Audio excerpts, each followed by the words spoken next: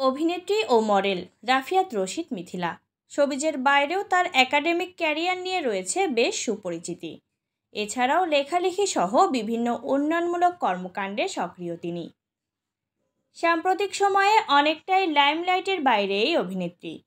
তবে গত রোজার ঈদে মুক্তি পাওয়া মাই সেলফ অ্যালেন স্বপন সিরিজের দ্বিতীয় মৌসুমেও দেখা যায় তাকে। সে ওয়েব কন্টেন্টটিতে তার অভিনয় দর্শকের মন কেড়েছিল, এসেছিলেন আলোচনায়। এরপর অনেকদিন আলোচনার বাইরে ছিলেন এই অভিনেত্রী, যদিও বা তার ব্যক্তিজীবন তথা প্রেম বিয়ে নিয়ে অনুরাগীদের কৌতূহল চর্চা কম না। এরই মধ্যে সামাজিক মাধ্যমে কিছু ছবি ভাইরাল হয়েছে, যা মিথিলার ছবি বলে চালিয়ে দিচ্ছেন নেটিজেনরা।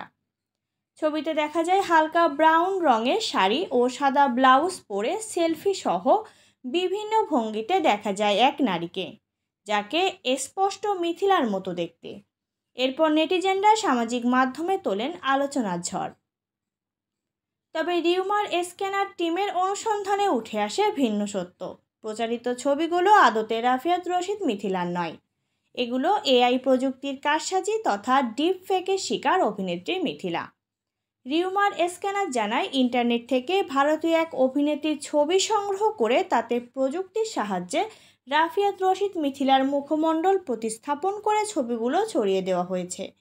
এই বিষয়ে অনুসন্ধান জিনা নামে একটি ইনস্টাগ্রাম অ্যাকাউন্টে গত 14 জুন প্রকাশিত কিছু ছবির সাথে আলোচিত এই ছবির সঙ্গে মিল প্রমাণিত হয়। ছবিতে উক্ত নারীর মুখমণ্ডলে পার্থক্য ছাড়া অন্য সব উপাদানে মিল খুঁজে পাওয়া যায়।